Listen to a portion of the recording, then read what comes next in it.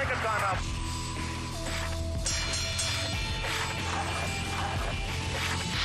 No good. Wide right.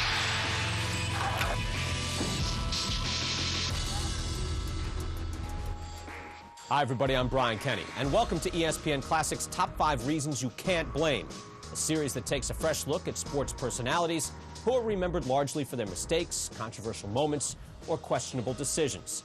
Our mission, to challenge the long-accepted theories and summaries of history. You'll see new evidence and hear new testimony. We ask you to come in with an open mind. In this show, one of the all-time leaders on the blame leaderboard. We'll count down the reasons why you can't blame Red Sox owner Harry Frazee for selling Babe Ruth to the Yankees. First, a look at the Bambino's career and the evidence against Frazee.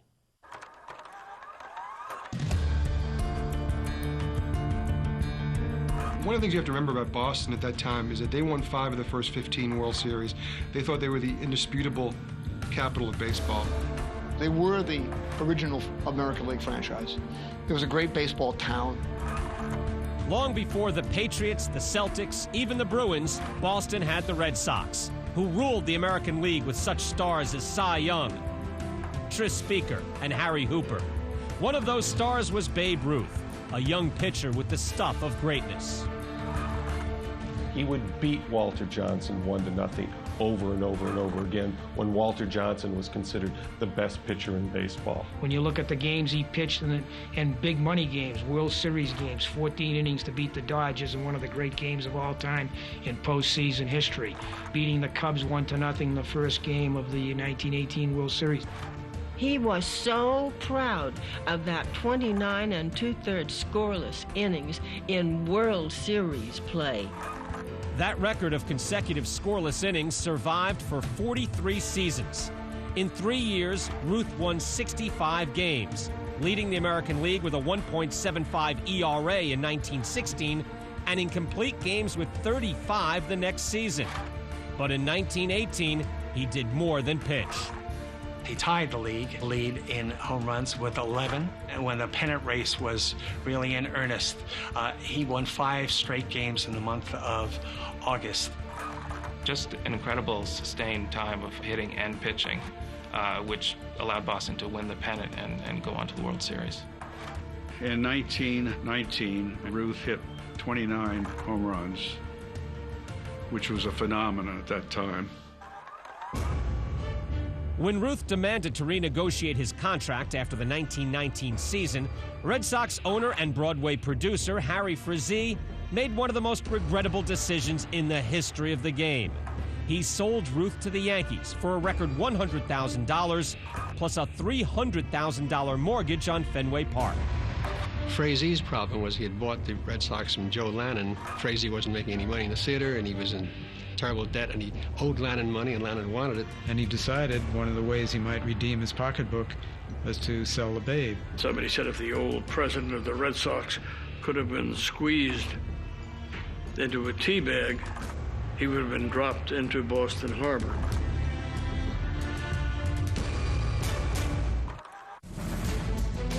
With the Yankees, Ruth was relieved of his pitching duties and put in the outfield.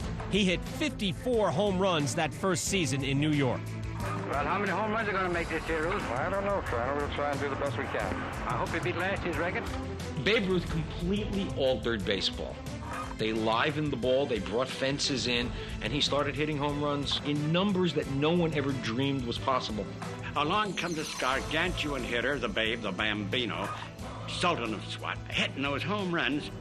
He was a worldwide celebrity, an international star, the likes of which baseball has never seen since. The Yankees hadn't won anything until then, and suddenly Babe Ruth became a household name, and everybody's attention shifted to the Yankees. In 1921, Ruth's second season, the Yankees won their first pennant. Since 1923, they have amassed 26 world championships. The Red Sox, meanwhile, did not taste ultimate victory again until 2004. Throughout the drought in Beantown, the name of Harry Frazee was seldom mentioned with affection. Harry Frazee is definitely to blame for selling Babe Ruth. It all has to do with Babe Ruth becoming the greatest home run hitter biggest name in baseball. Even if you didn't see that Ruth would become the game's greatest slugger, he was the American League's best left-handed pitcher. How in the hell do you sell this guy? I blame Harry Frazee. He should never be off the hook. Not then, not now. He must live in infamy forever.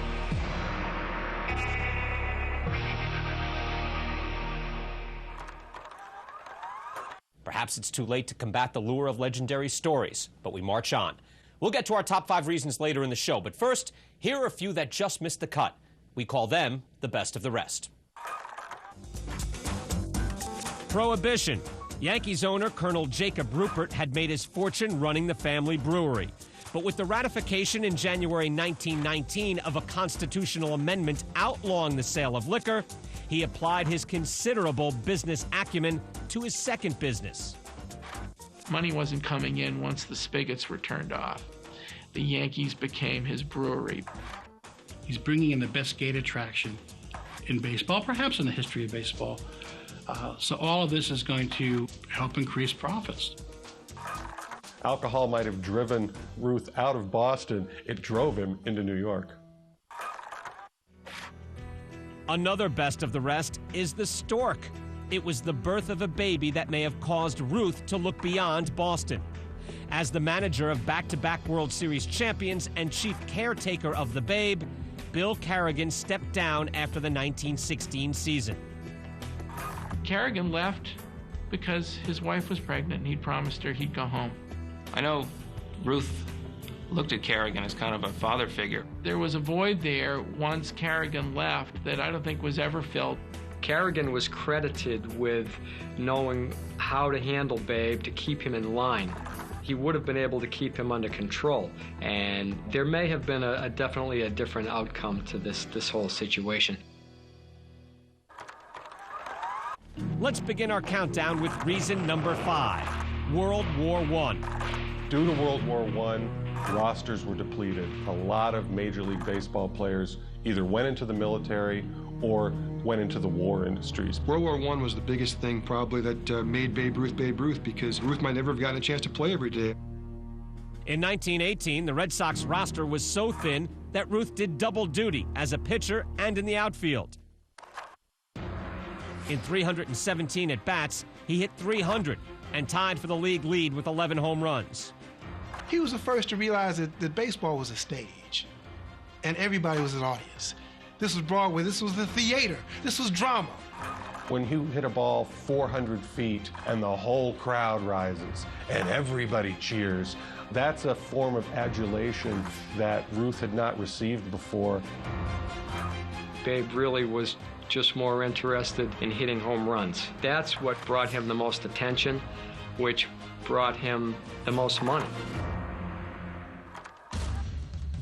When the war ended and the ranks of the Red Sox were restored, Ruth was sent back to the mound a month into the season.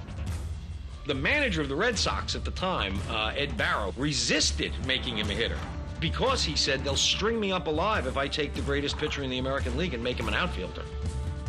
Ruth got into it a little at the time with his manager, Ed Barrow, and he said that he'd like to play the outfield more. The Red Sox needed his valuable left arm. So in the end, it may not have been the best thing for the team.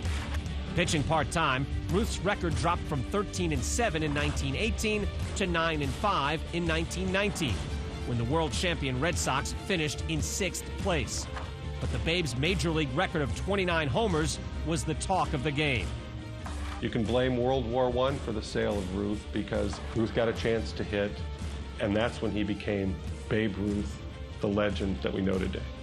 He really became almost intolerable in that locker room because he became far bigger than the Red Sox, and he wrote his ticket out of town because he did. Did that reason grab you? If not, we've got 4 more to go. Here's reason number 4. American League President Ban Johnson. As the league's founder at the turn of the century, Johnson assured his control by designating the ownership of all teams. In 1916, Red Sox owner Joseph Lannon sold the franchise to Frazee. He didn't certainly like a theatrical producer in this realm of his baseball because he ruled the American League like a czar. Johnson liked having owners on his side so his agenda could be furthered. And Frazee was a very independent, intelligent businessman, and Johnson wanted to find ways to force Frazee out. Johnson fired the first shot in the winter of 1917, when Philadelphia Athletics owner Connie Mack, fearing that baseball would lose money during the war, sought to sell 3 players. Johnson knew the perfect trading partner. Ban Johnson, kind of moving the chess pieces from above, trying to stick Harry Frazee. This guy will pay you for him. Send your guys over to Boston. At the time, that was the richest deal in baseball.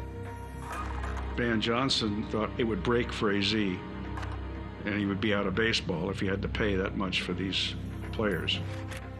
The strategy backfired. Not only did the 3 players, Wally Shang, Joe Bush, and Amos Strunk, help bring the Red Sox their 5th World Series in 1918, but Johnson also alienated one of his most powerful allies. When Jake Rupert had bought the Yankees, this had been done with a tacit agreement from Ban Johnson that I'll steer some players your way. Well, the Yankees look at the Red Sox getting the guts of Connie Mack's team, and they go, wait a minute, what happened? End result, that starts to forge an alliance, oddly enough, between the Yankees and the Red Sox.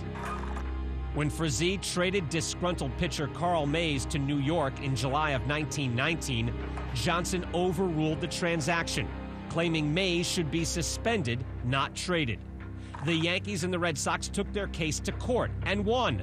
But the incident split the American League owners into 2 camps, the Insurrectos and the Loyal 5. It ended up being the Red Sox, the White Sox, and the Yankees against the other 5 teams and Ban Johnson. Harry was limited to who he could trade with because Ban had poisoned the water with so many of the other owners.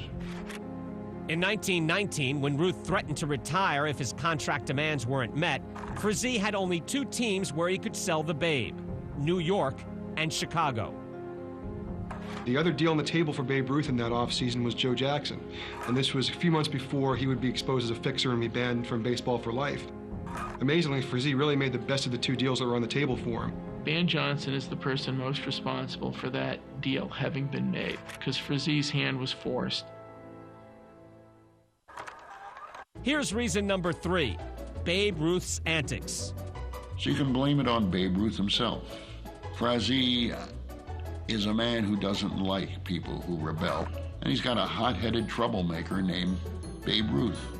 He was just so wild. It seemed like he just wanted to come down the buffet line of life and take 5 of everything. He visited many prostitutes. He did lots of carousing and drinking. He's running into trolley cars with his automobile with women. He was out every night. The team became so disgusted with the fact that they were finding him in back alleys every day, usually drunk, and would have to drag him to the ballpark, that they paid him daily just to make sure that he wouldn't blow all of his pay the first day that he got it. I could see where a manager or management would say, we've had enough of this guy. He's incorrigible. By 1918, Ruth had become uncontrollable. And this is a man who, during a game, punched out umpire Brick Owen. In 1918, he quit the Red Sox around 4th of July because he didn't want to pitch anymore. He proceeded to go down to Pennsylvania to the Bethlehem Steel Mills, where he spoke about playing. He found out they wanted him to pitch too, so he said, forget that, and he comes back. One of the last straws for Red Sox management was Ruth blowing off the team's last game of the 1919 season, which was not looked upon favorably by many of his teammates, as well as the owner. Frazee's point of view was that there was no way that the Red Sox could continue to be the capital of baseball if they had this guy on the team because he was too much of a distraction. There was really no big outcry from any of his teammates after the sale occurred. They thought he was more out for himself. You can blame Babe Ruth's behavior for the sale because his antics undercut his performance on the field. That brings us to reason number 2, Ed Barrow. He was Harry Frazee's baseball brain. Frazee certainly trusted Barrow's baseball savvy. Barrow was kind of doubling as both a manager in the dugout and a general manager with Boston. Barrow, as a manager, understood more than anybody how much of a distraction he was in the locker room, on the trains, everywhere else.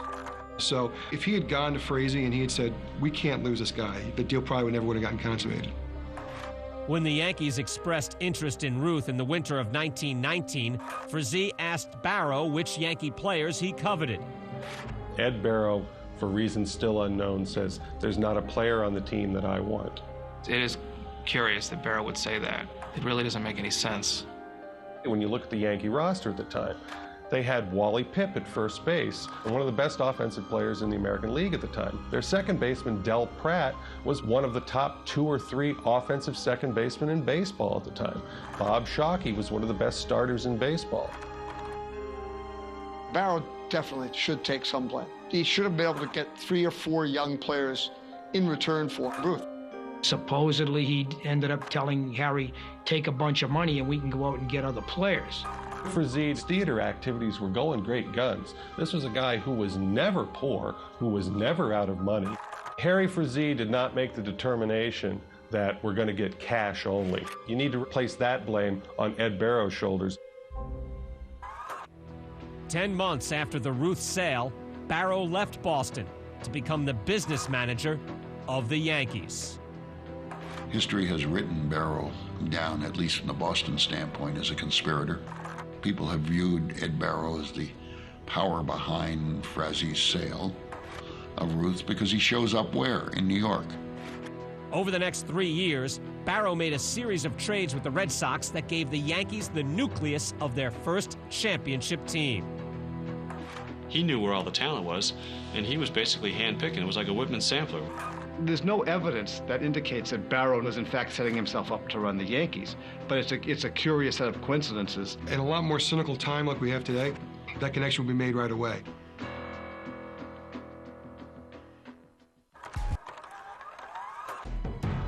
Babe Ruth's holdout. The Babe's holdout after the 1919 season painted Harry Frazee into a corner. You can blame Ruth's holdout because that clearly identified Ruth as a player who was looking out for himself in the eyes of Harry Frazee. Back at that time, contracts were pretty sacred. Players didn't go around renegotiating just because they felt like it. This is another tradition that he started where you're under contract, you're getting paid very well, and it's not enough.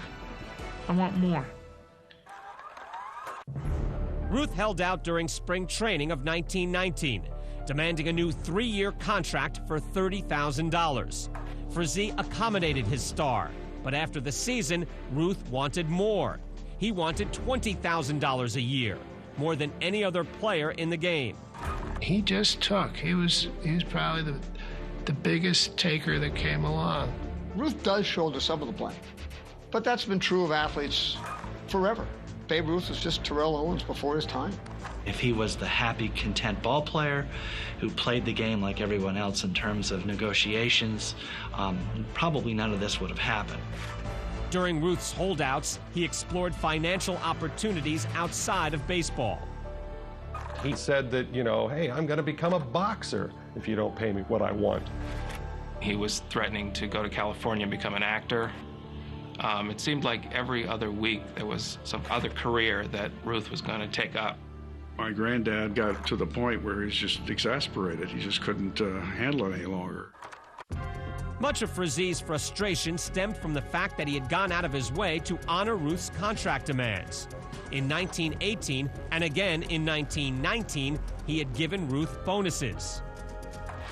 When Babe demanded that he play in the outfield rather than pitch, he wouldn't have been able to earn that extra $5,000. But Harry did pay them a check for $5,000. Frazee had even given Ruth a $5,000 bonus for breaking the home run record in 1919. I think that Harry was square with him, but Babe didn't return the favor. Finally, Frazee decided there was no way to keep his star. So after consulting with Barrow, he sold his problem to New York on December 26, 1919. In the papers, certainly, it was by no means an open and shut case that the Red Sox management was making this appalling mistake, selling Babe Ruth to the Yankees. There were many columns that sympathized with Harry Frazee and felt that he did what he had to do. It just made no sense for Frazee to pay $20,000 to a player like Ruth, who'd already shown that he put himself first, that he would jump the club at a moment's notice, and that a contract meant nothing to him. The only thing I think you can blame Frazee for is for not having ESP. From a baseball standpoint, it seemed like a reasonable transaction at the time. But nobody could anticipate that Ruth would revolutionize the game. There you have it, the top 5 reasons you can't blame Harry Frazee for selling Babe Ruth to the Yankees. Decades of frustration understandably made him a founding father of the so-called curse. Hopefully now you think about the deal in a different light. I'm Brian Kenny. Thanks for joining us.